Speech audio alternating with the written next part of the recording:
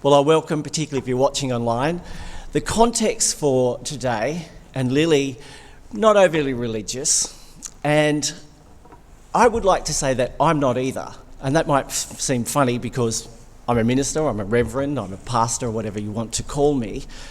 But religion is sort of like this thing that you just do as a habit and doesn't mean anything necessarily. I mean, we're religious about brushing our teeth, and that's a hygiene thing. We do it because we have to, but it's not something personal. And the point of this morning is that you just gather to celebrate a gift, a life, a mum, a grandma, a great-grandma, aunties and friend, and as family you gather around just to remember and celebrate. But something about life that you probably know already, and as we gather and we remember the beautiful times that you had, and that also sort of gives you a sense of separation. Like laying to rest somebody is, and we say things like, they're absent from the body, present from the Lord, or always will dwell in our hearts. There is a sense the impact of somebody shapes who you are. So Lily, no doubt, left her fingerprint, her handprint, her life print on you. And so the fact that she now has gone, and even though it may seem quite natural in some ways that we lay her to rest, she has sort of lived her years, there'll be a void or an emptiness or a brokenness or a tear. So you'll celebrate, not just now in this next 30 minutes, but, as you gather up at Neil and Lee's house, you'll celebrate. Over the next little whiles, you'll remember things and you'll smile. You might even remember things that make you frown, but you'll also reflect on something's wrong, something's broken, and that brings up grief. Because let me just say, my take as a minister is we were never meant to feel this. We were never meant to be separated. It doesn't feel natural. And so there is something unnatural, like why do we have to lay her to rest? Why can't I still go and visit, mum, grandma? Why can't she I hear her voice, that separation? Well, in that, and I just tiny little reflect that God has explained a little bit about this. I think we see it most best, and you may or may not know, there's a story of a friend of Jesus called Lazarus. And they laid him in the tomb, and everyone had gathered, and their culture was they mourned and they wept and they wailed, like they really physically expressed their grief.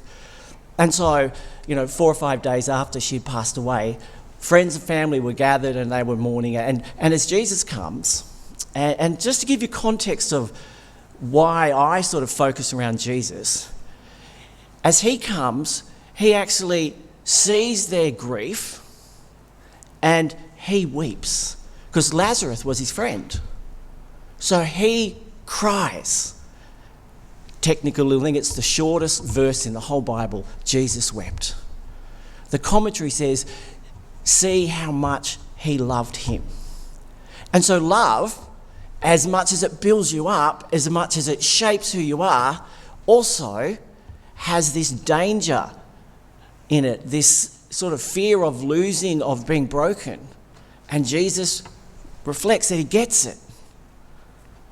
But something amazing happens in that he calls into the tomb the name of Lazarus, and he gets up. Now your brain and my brain, I just can't fathom that. I cannot fathom. But then it happens a little whiles later. And this is why I gather around who Jesus is. Because even as you know, Easter, they laid him to rest, as they laid him in the grave, and the disciples and the people that were following Jesus, his mum, the women that actually had looked at this bloke who was just amazing. He'd healed people, he raised Lazarus from the dead, but now he's laying there himself. And as Easter 3 days, he's lifted from the grave. And our world, our calendar has changed, because I have never literally heard of someone who's come back. Now, I've done more than 80 funerals in my time, and every single person has been laid to rest.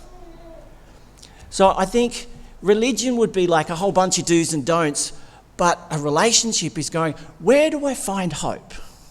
What is happening now? What's the context of this life, this brokenness? Well, the first thing is God gets it, and you are meant to grieve, because this is not okay.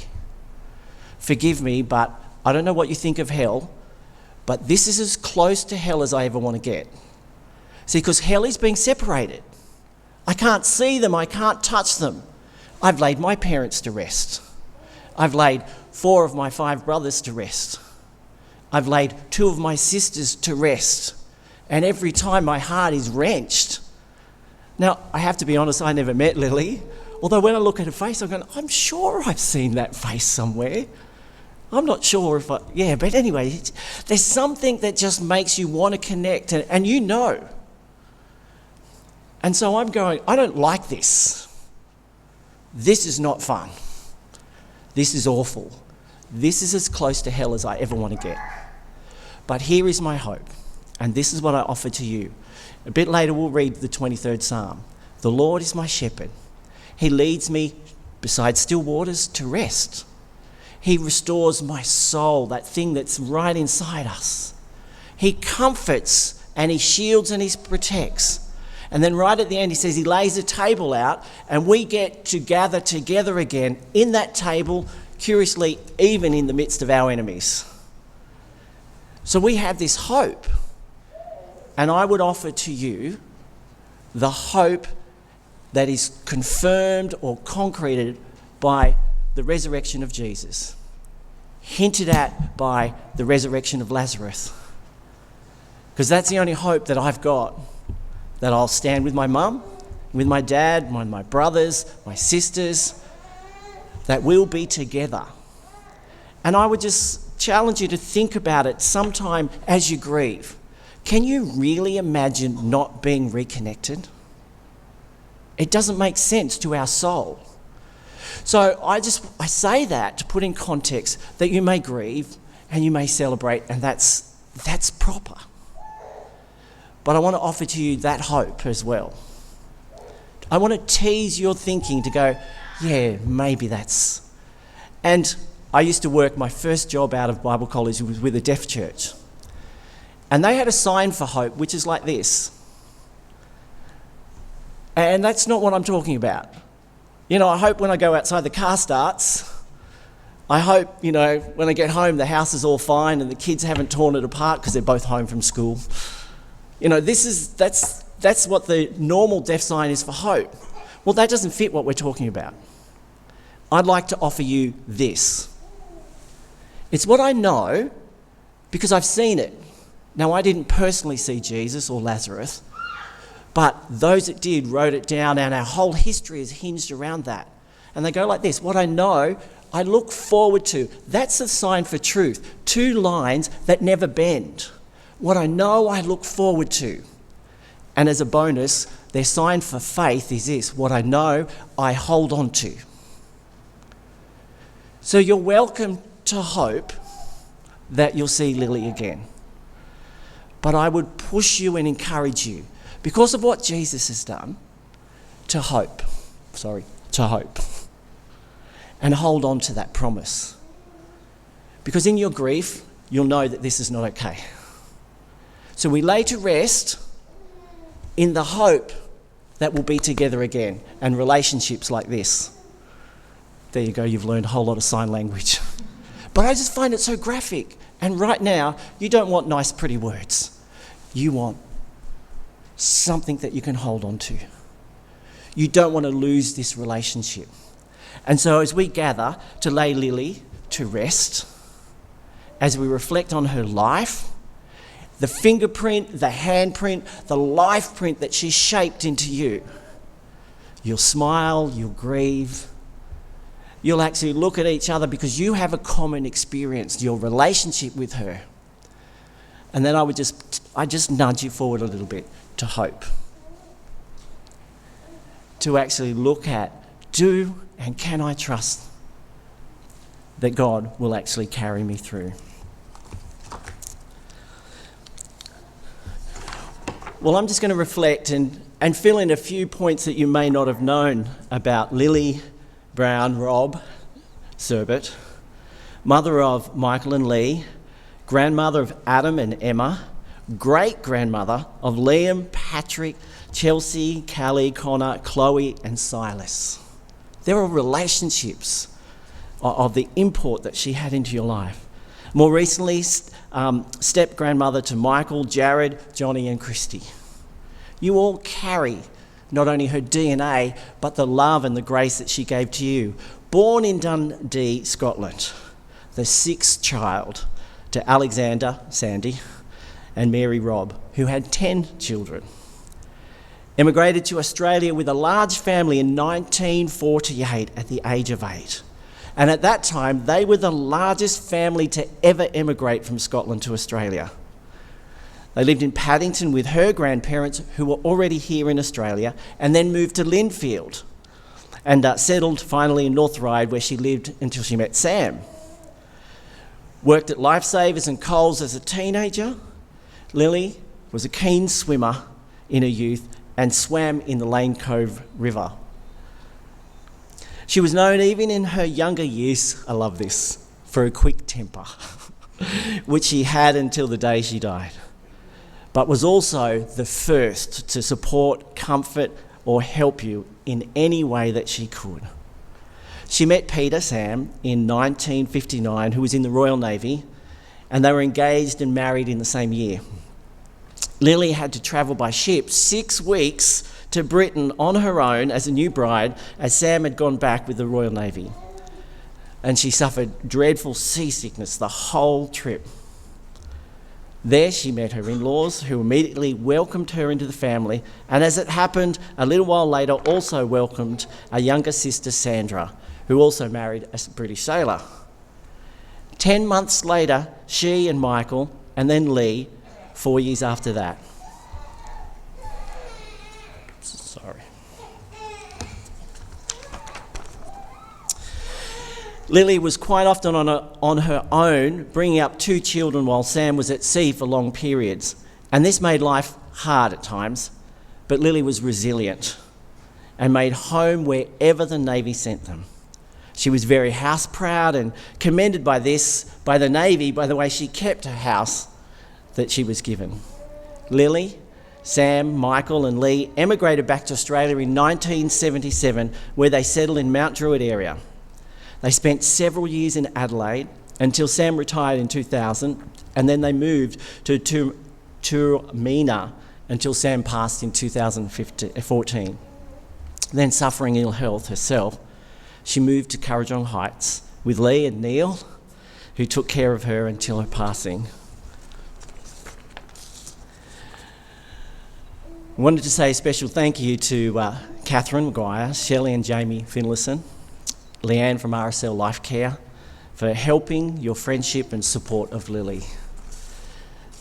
That gives you like a framework of the relationship that you had, and you can see all the bits and the intricacies of a life well lived, a full life. But to bring it to more personal details, Adam and Emma are going to share a little bit more about the personal nature of Lily. Thank you. If you'd like to come forward.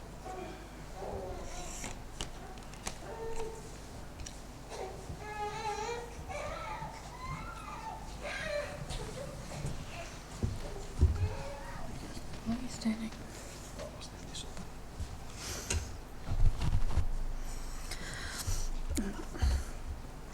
I used to love and hate when my grandparents were coming over. I hated it because Mum would always make us clean the house from top to bottom. And I always complained, it's just Grandma coming, not the bloody Queen of England. But of course, she couldn't hear me over Mariah Carey or the Carpenters, Mum's go-to cleaning music of the era, screaming out of the sound system. But once the house was sparkling and they were finally there, it was all cuddles and back scratches. Grandma always gave the best back scratches with her perfectly manicured nails. And games, usually gin rummy and dominoes, and Grandma's never-ending stories. She always had a story, or 20, of her life growing up, her brother and sister's antics, her travels with Grandpa during his Navy days, Mum's childhood, or someone's dirty house. I guess that's why Mum always made us clean. And my favourite was dinner time, because a visit with Grandma always meant I was guaranteed a bowl or 3 of my favourite, her pea and ham soup. It didn't matter if it was summer and 45 degrees, just don't you dare have your elbows on the table. And after multiple bowls and a round of tatties and soup meat, there was always sweets. Didn't matter that she was severely diabetic, there was always a sweet treat in the fridge, the freezer, the pantry, and whatever she had sent Grandpa down the road to get on his walks with Clayton. And it never changed. Even as we grew up and had kids of our own, they came to know the same of Granny. Stories of old times, learning how to play dominoes and checkers, and sweets. All the kids knew Granny had the goods. I remember when my grandpa passed away just 2 weeks after Callie was born, the heartbreak I felt of them never getting to know one another. But as there often is, there was a silver lining in this, that Grandma got to move in with Mum and Dad, and my girls got to know her and spend more time with her, creating memories I know they'll cherish as they grow older. I wish that Silas could have had more time with her too, but I know she'll be watching over all the kids from above with Grandpa. Good job, mate. You right?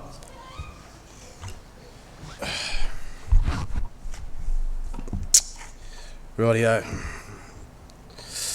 Grandma. What a woman. To you, she was a mum, auntie, friend, grandma, and to those 2 little fellas over there, well 3, sorry, well not so little those 2, but that one in there, great grandma. Growing up, for my sister and I, getting a visit or going to visit Grandma and Grandpa was a big deal. As our nan, my dad's mum, passed away when we were relatively young, they were pretty much the only grandparents we had. The love and affection that we got from both of them was immeasurable. My earliest memories of Grandma were back in the house we grew up in at 24 Austral Street, Mount Druitt. That's the house Grandma and Grandpa built their lives together in Australia after they immigrated back. I remember Jack, the little terrier. I still don't know what breed of dog he was just everything. Grandma used to let me have half a Scotch finger biscuit, half for me, the other half for the bloody dog. I have fond memories of life as a kid when the grandparents were in town. Pea and ham soup when it was 40 bloody degrees, with 2 bowls of soup, followed by, as Emma plagiarised me as you can clearly see, some potatoes and the meat off the bone. Trifle every Christmas without fail. It wasn't even an option. We were having trifle and that was the be all and end all. Oops, sorry. At night after our baths when we were kids, we'd sit on the old shag floor carpet at the house in Austral Street, and Grandma would sit there and rub her nails through our hair, and it's not uncommon to see photos of my sister and I. It looked like we'd had 30 beers. No, it was just the relaxation of Grandma doing that to us. It was something you never forget. For a woman who spoke the King's English, by crikey, she had a lot of made-up words. I'm sure you're all aware of the Duvalaki thingy-majig, what you call it. All right. I don't know, Grandma, you're making up these as we go. All right. I'm pretty confident, growing up, that I was the world champion gym rummy player. Emma tried, but she was hopeless. She was the gun at dominoes. Me, fat hands, no good. As we got older, I started to realise, geez, I'm sure she told me that story last time, but I didn't care. It was time with Grandma, and that was the best. When they used to come up from Adelaide, Grandma would always make a detour to get her hair permed. And we knew that if she was getting her hair permed, we knew they were about to go and hit the dazzling high life. That was Rooty Hill RSL that night.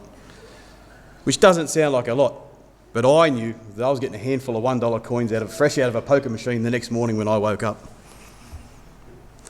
I have very fond memories of the day I called to let her know she was going to be a great grandmother. For a woman that rarely showed a massive amount of emotion, she was absolutely overcome. As life moved on and I got a job and started working, I got less and less time with the grandparents.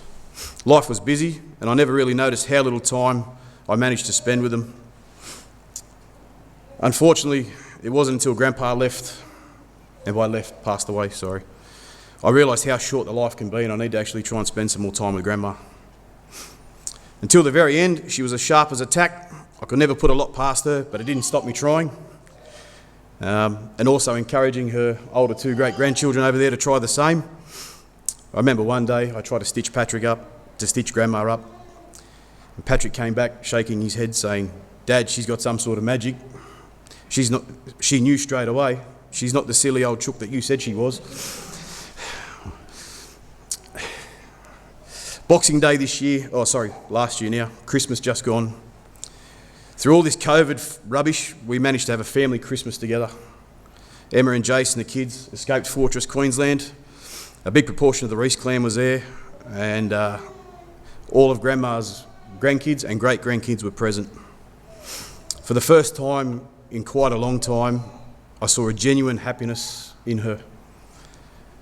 Through the oxygen and through the fatigue, she was with us all day, and we heard the same old stories that we'd heard every year 1,000 times, but none of us cared, because we knew it was probably going to be the last time we were going to have this chance.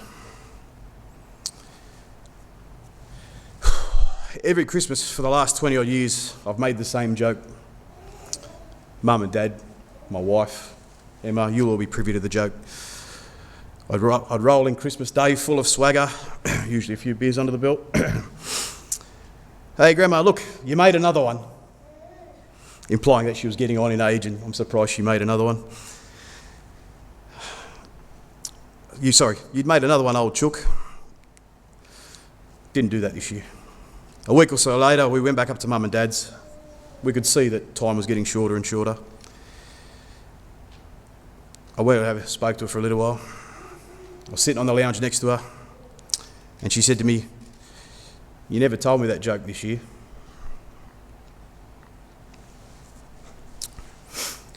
I just didn't have it in me this year. To which she promptly beckoned me in for a hug.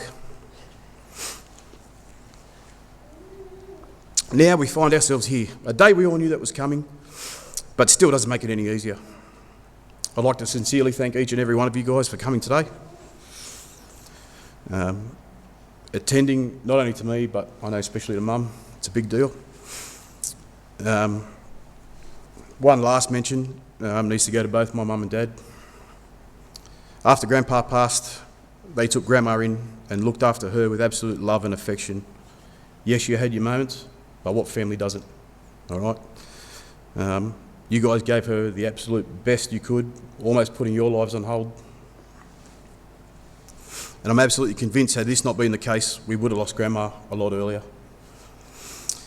Finally, Grandpa, I'm sorry, mate. We couldn't give you any more peace and quiet up there any longer. We tried. Crikey, we tried. I guess she just wanted another night out at Heaven's version of Rudy Hill RSL, but I suppose I'm not going to get those dollar coins. Thank you for being the best grandma and great-grandma we could have asked for. I pray you'll be alright and watch us where we go and help us to be wise in times when we don't know. Let this be our prayer as we go away.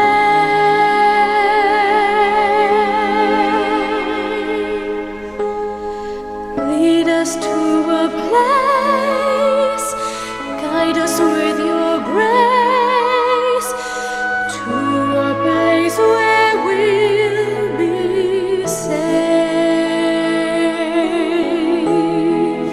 La luce che tu I dai pray we'll find your nel light cuore resterà and hold it in our a heart. ricordarci che When stars go out each l'eterna night, stella sei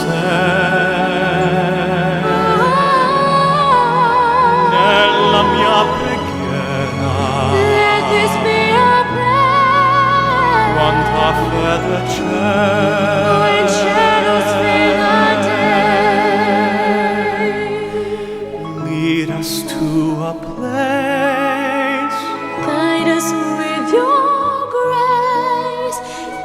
us faith, so we'll be saved. Sogniamo un mondo senza più violenza, un mondo di giustizia e di speranza. Ognuno Dio arrosa vicino, simbolo di pace, di fraternità. La forza che ci dà. We ask that life become Desiderio che watch us from ognuno above. trovi We amore hope each soul will intorno e dentro find sé. another soul to love. Let this be our prayer. Let this be our prayer. Just like every child. Just like every child needs to find a place. Guide us with your grace. Give us faith so we'll be safe. Nella fede che hai acceso in noi.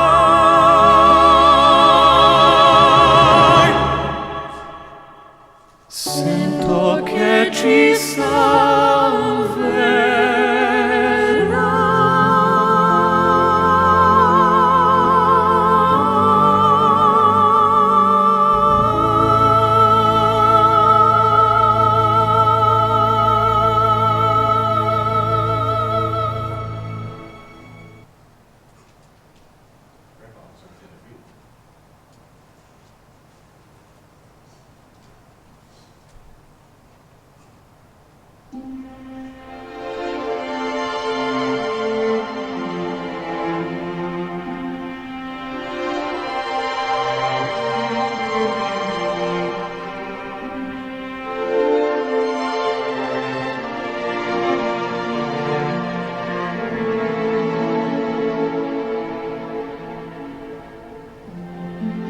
Smile though your heart is aching. Smile even though it's breaking. When there are clouds in the sky, you'll get by. If you smile through your fear and sorrow, smile and maybe tomorrow you'll see the sun come shining through for you. Light up your face with gladness, hide every trace of sadness. Although a tear may be ever so near, that's the time you must keep on trying. Smile, what's the use of crying? You'll find that life is still worthwhile if you just smile.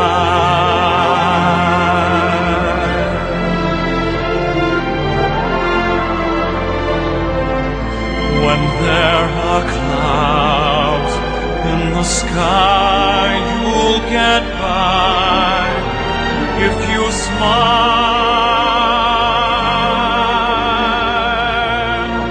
And maybe tomorrow you'll see the sun come shining through.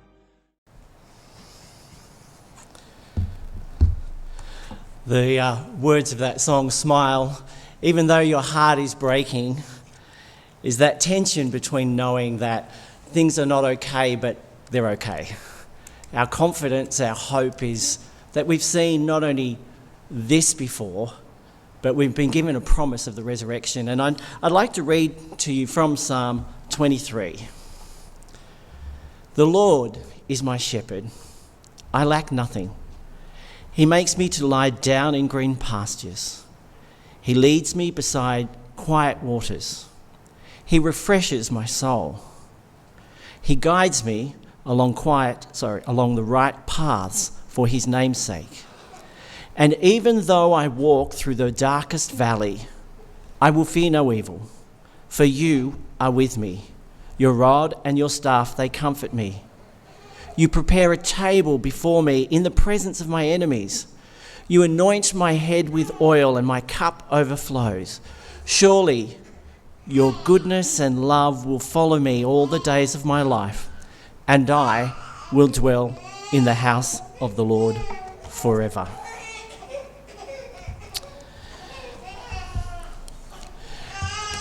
There's some promises in there, and it's a beautiful psalm. I will dwell in the house of the Lord forever. And Adam, as I said, you looked up and go, I tried to hold her here for you. We tried to keep her. There's something in our soul and our heart that knows there is more. And that's the confidence, and that's what I get to share with you. There is more. So smile even though your heart is breaking, even though it's aching, and it's not just your fingers crossed. Here's the promise. God so loved that he sent his son to save us. And see, perfect love, it actually doesn't just look out for itself, it covers. And, there might have been quirks about Lily that, weren't amazing. I read through there, quick temper, but cleaned house and loved and stroked heads and, but God covers for the things that we do wrong. That's why Easter both ways, not just the hope of the resurrection, but, the cross there, that Jesus took the blame. And we just go, who else is going to cover for, who else would love us and promise us that you'll dwell with me forever? Yeah, but what about the rubbish that I've done? What about the things I said and the things I did that were not okay? The cross, Easter, God covers and takes the blame for that. And then once he's done that, once he's covered for us, and we go like, wow, thank you. Why would you do that? Because I love you and I want you to dwell in my house forever. So religion would be, you do all these things, you'll be fine. Not religious. But a relationship with God is a God who loves us like Lily loved you. That leaves his fingerprint, his handprint, who covers for you, who disciplines you, who comforts you. That's what that psalm is. A direct reflection, just not of God or the shepherd Jesus, but also of our family, those that love us. So we now commit Lily to rest, to await the final resurrection in and through Jesus. And I would like to lead you in prayer. And I'd like to invite you, I'm a carpenter, I like to build things, I'm an artist, I did a visual arts degree. I want you to open your eyes by closing them and look into the heavens. And to really gaze, this is where we dwell forever, in and through Jesus.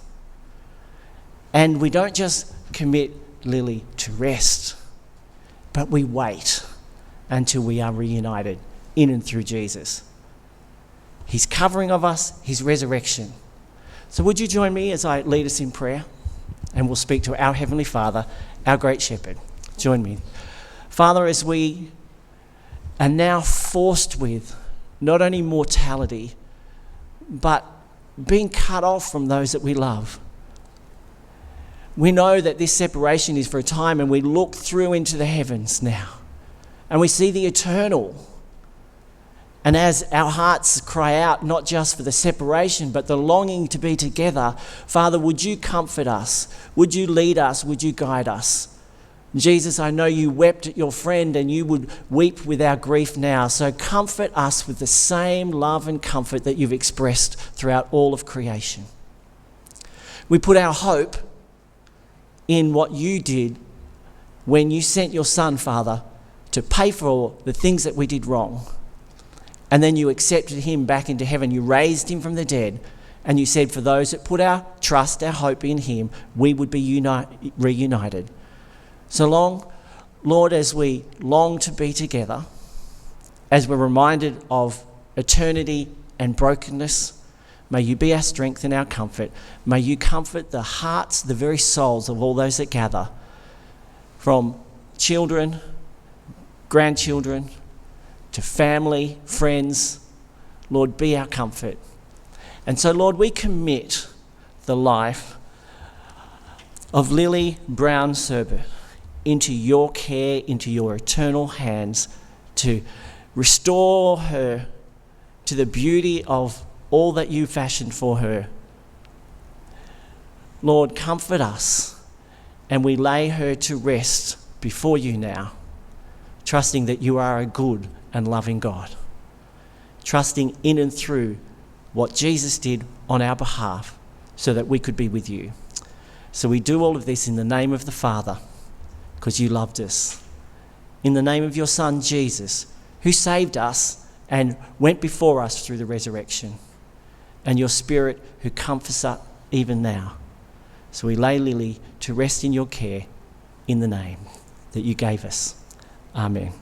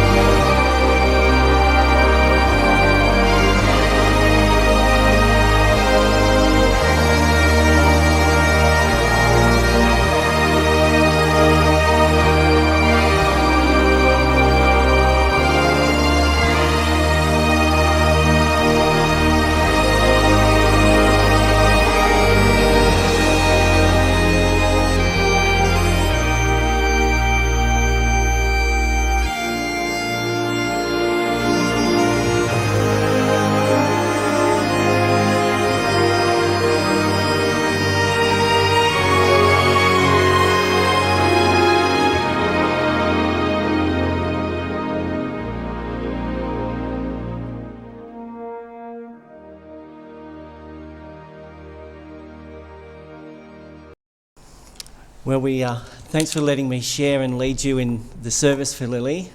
Can I say with all my heart, may God bless you. Please, as you remember and celebrate and reflect, take to heart the words, particularly Amazing Grace. It's such a beautiful gift. Smile though your heart is aching. And the words of the 23rd Psalm there, the Lord is your shepherd. So may God bless you richly and deeply. Thanks again for sharing as we celebrate the life of Lily. Go in peace. Amen.